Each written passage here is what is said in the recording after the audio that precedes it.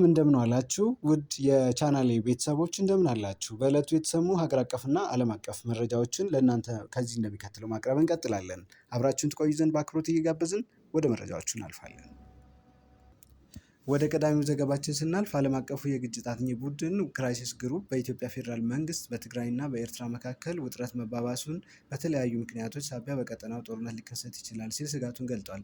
ተቋሙ በቅርቡ በፌዴራል መንግስት እና በትግራይ ኃይሎች መካከል በድሮን ጭምር የተካሄደ ግጭት ኤርትራን ጭምር ጎትቶ በማስገባት ሰፊ ጦርነት ሊያስከትል እንደሚችል ገልጧል። በሰሜን ኢትዮጵያ አዲስ ግጭት ከተቀሰቀሰ በሱዳን ከሚካሄደው ግጭት ጋር ተዳምሮ ሀያላን ሀገራትን ወደ ግጭቱ ሊስብ እንደሚችል የጠቆመው ተቋሙ ተለዋዋጭ የቀይ ባህር ቀጠና ጭምር የማወክ ዕድል ይኖረዋል ሲል አስጠንቅቋል። ተቋሙ ተጽዕኖ ፈጣሪ የአፍሪካ ሀገራትና ዓለም አቀፍ አጋሮች የኢትዮጵያ መንግስትና ህወሓትን እንዲያሸማግሉም ጠይቋል።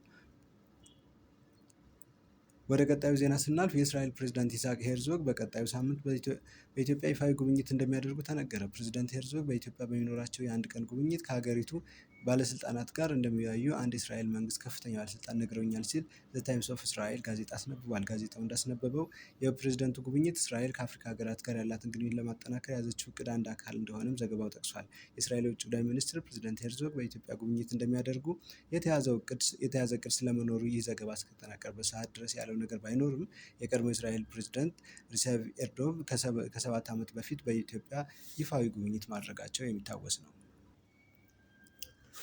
የካቲት 12 1929 ዓ.ም በናዚ ወታደሮች የተፈጸመው በአዲስ አበባ ነዋሪዎች ላይ የተፈጸመው ጥቃት ወይም ጭፍጨፋ ዛሬ በ6 ኪሎ መታሰቢያ ሐውልት አካባቢ ተከብሮ ውሏል። የካቲት 12 ለሁለተኛ ጊዜ ሀገራችን ልትወር የመጣቸው የጣሊያን የጦር ሹም የነበረው ግራዚያኒን ለመግደል ጀግኖቹ አብርሃም ደቦጭ እና ሞገስ አስገዶም በጣሉት ቦምብ ግራዚያኒ ቆስሎ አመራሮቹ ደግሞ ሞተዋል። በዚህም የተቆጣው የጣሊያን ጦር በአዲስ አበባ በየካቲት 12 1929 ዓ.ም ለቅዱስ ሚካኤል ወርሃዊ በዓል በየቤተክርስቲያኑ የተገኙትን ለምጽዋት የተሰበሰቡትን ጨምሮ በየቤቱ በመግባት 30 ሺህ የሚጠጉ ኢትዮጵያውያን በአሰቃቂ ሁኔታ በአካፋ ጭምር እንደ ቅጠል አርግፏቸዋል። ከጥቂት ቀናት በኋላም የደብረ ሊባኖስ ገዳም መነኮሳት አርበኞቹን ደብቃቸዋል በሚል በተቀደሰ ስፍራ ተረሽኗል። ከዚህ በተጨማሪ ከጥቃት ለመሸሽ ሲሉ ወደ ሱዳን ሊሸሹ ሲሉ በኢትዮጵያውያን ባንዳ አማካኝነት ተይዘው በጎንደር ቋራ ተሰቅለው የተገደሉ እንዳሉ ታሪክ ያስረዳል። እነዚህን ሰማዕታት ለማሰብ ዛሬ እንግዲህ በ6 ኪሎ ሐውልት አካባቢ የሰማዕታት መታሰቢያን ሲደረግ መዋሉን ዋዜማ ሬዲዮ ዘግባለች። የኢትዮጵያ ሀገራዊ ምክክር ኮሚሽን የስራ ዘመን በተራዘመበት በዛሬው የፓርላማ አስቸኳይ ስብሰባ ላይ ከተነሱ ጥያቄዎች መካከል በእስር ላይ የሚገኙ የአማራ ሊቃንን የተመለከተ ይገኛል። በዚህ ስብሰባ ላይ ጥያቄ ካነሱት የፓርላማ አባላት መካከል ዶክተር ደሳለኝ ጫኔ አንዱ ናቸው። ዶክተር ደሳለኝ የህዝብ እንደራሴዎችን ጨምሮ በእስር ላይ የሚገኙ የአማራ ሊቃን እንዲፈቱ በእናንተ በኩል ጥያቄ አቅርባችሁ አስፈጻሚው አካል ምንም ያደረገው ነገር የለም ብለዋል። ይህንን ሁኔታ ለሚዲያም ለህዝብም ስታሳውቁ አላየንም በማለት ኮሚሽነሯን ተችተዋል። የሀገር ምክክር ኮሚሽን ምክትል ኮሚሽነር ሂሩት ገብረስላሴ ለጥያቄው ምላሽ ሲሰጡ የእኛ ጥረት በዘር ላይ ወይም በአጠቃላይ የሰው ልጆች መብት ተከብሮ ያለአግባብ በዘር ላይ ሳይሆን በአጠቃላይ የሰው ልጆች መብት ተከብሮ ያለአግባብ መታሰር ከሌለባቸው መታሰር እንደሌለባቸው ግፊት እናደርጋለን ብለዋል። መንግስት እርምጃውን አለመውሰዱን ለምን አላጋለጣችሁም ለሚለው ግን እኛ አክቲቪስቶች አይደለንም ሲሉ ምላሻቸውን በአጭሩ መልሰዋል። የትግራይ ኃይልን ሲመሩ የነበሩ 3 ከፍተኛ ወታደራዊ አመራሮች አዲስ አበባ መግባታቸው ተሰማ።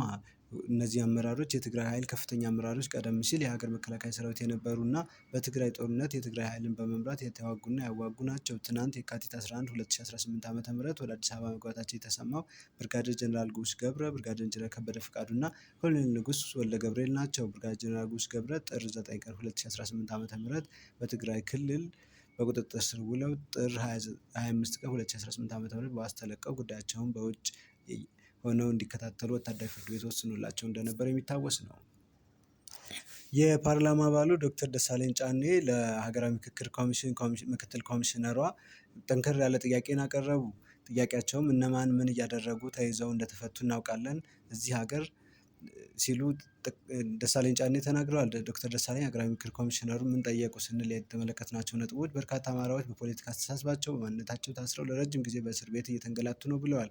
እነዚህ ተራ ዜጎች አይደሉም። ማህበረሰቡ ጉልህ ብሎ የሚያያቸው ማህበረሰቡ ሊቅ ብሎ የሚያስቀምጣቸው የሀሳብ መሪዎች ናቸው ብለዋል። ዶክተር ደሳለኝ የፖለቲካ መሪዎች፣ ጋዜጠኞች፣ አክቲቪስቶች ናቸው ብለዋል። ዶክተር ደሳለኝ በንግግራቸው የህዝብ ተወካዮች ምክር ቤት አባሉም የተመረጡ የህዝብ እንደራሴዎች እንደዚህ እንዲፈቱ በእናንተ በኩል ጥያቄ አቅርባችሁ ካላችሁ አስፈጻሚው አካል ምንም ያደረገ ነገር የለም ብለዋል ዶክተር ደሳለኝ። ይህንንም ግን በእናንተ በኩል ለሚዲያም ለኢትዮጵያ ሕዝብም ስታሳውቁ አላየንም። መንግስትንም ይህን እንዲያደርግ ጠይቀን ለምክር ሂደቱ እያገዝን ይህንን ጥያቄ አቅርበን በመንግስት በኩል ትብብር አላገኘንም ብላችሁ ስትገልጹ አልሰማንም ሲሉ ዶክተር ደሳለኝ ሞግተዋል። ከገለጻችሁም በለሆሳስ ነው የምትገልጹት። እኔ ከመጀመሪያው ይህን ሂደት ወይም የምክር ኮሚሽን ከመደገፍ ተነስቼ አሁን ስሜት አልባ ነኝ ሲሉ ዶክተር ደሳለኝ ሀሳባቸውን አንጸባርቀዋል። በዚህ ሂደት ውስጥ የሀገሪቱ ችግር ይቀርፋል የሚለው ተስፋዬ አጥቻለሁ። ባለው ሂደት ግን ግምገማዬን አይቼዋለሁ ብሏል ዶክተር ደሳለኝ። አሁንም እየቀረቡ ያሉ በእናንተ በኩል በተወካዮቻችሁም በኩል እየቀረቡ ያሉ ጥያቄዎች በደንብ ጎልተው ለኢትዮጵያ ሕዝብ መገለጽ አለባቸው ሲሉ ዶክተር ደሳለኝ አስተያየታቸውን ሰጥተዋል። አሁን በነገራችን ላይ ሌሎች ሕዝቦች ሊቃን ታስረው የታሰረ ሊቅ የላቸውም።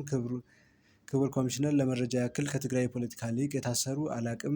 እኔ ከኦሮሞም ብዙ የታሰሩ ነበሩ ተፈተዋል። በሰፊው ታስረው ያሉት ሊቃኖች ግን ከአማራ ህዝብ ላይ ተወካዮች ናቸው ብለዋል። ነገ ሊቃዎቼ ታስረውብኛል አልተወከልኩም ቢል ይህ ህዝብ በቂ ምክንያት አለው ብዬ መከራከር እችላለሁ ብለዋል ዶክተር ደሳለኝ። ስለዚህ ይህ ጉዳይ መፍትሄ ይሰጠው። አሁንም መንግስት በትክክል ችግሩ እንዲፈታ የሚፈልግ እና በውይይት የኢትዮጵያን ፖለቲካ ችግር መፍታት ያስችላል ብሎ ካመነ የሚያምንም ከሆነ ይህንን ትንሹን ነገር ማድረግ ይችላል ብለዋል። እነማን ምን ሲያደርጉ ተይዘው እንደተፈቱ እናውቃለን ሲሉ ዶክተር ደሳለኝ ሀሳባቸውን አጠቃለዋል። የሀገራዊ ምክክር ኮሚሽን ምክትል ኮሚሽነሯ ሂሩት ገብረስላሴ አማሮች ታስረዋል፣ አብዛኛው የታሰሩት አማሮች ናቸው፣ እነርሱ እንዲፈቱ ጥረት አድርጋቸዋል ብሎ ለተነሳው ጉዳይ ሌላም ገጥሞናል ብለዋል። ዶክተር ሂሩት እንዴት ትላልቆቹ የኦሮሞ ፖለቲከኞች ከእናንተ ጋር አይሳተፉም በሚል ተነስቶብናል ሲሉም ሀሳባቸውን አጋርተዋል። የእኛ ጥረት በዘር ሳይሆን በአጠቃላይ የሰው ልጆች መብት ተከብሮ ያለአግባብ መታሰር እንደሌለባቸው ግፊት ማድረግ ነው ሲሉ፣ የአማሮችን ግን ለይተን የምናደርግበት ምክንያት የለንም ሲሉ ዶክተር ሂሩት ተናግረዋል። ግን ገፋ አድርገው መንግስት ምን እርምጃ ካልወሰደ ለእኔ መፍትሄ አያመጣም ከተባለ እኛ አክቲቪስቶች አይደለንም ብለዋል። ስለዚህ ጥረት ነው የምናደርገው ነገሩ እንዲሳካ። በአጠቃላይ በዚህ ፐርፌክት ሁኔታዎች ቢኖሩ እንኳን ሀገራዊ ምክክር አያስፈልግም ነበር ሲሉ ሀሳባቸውን አጠቃለዋል።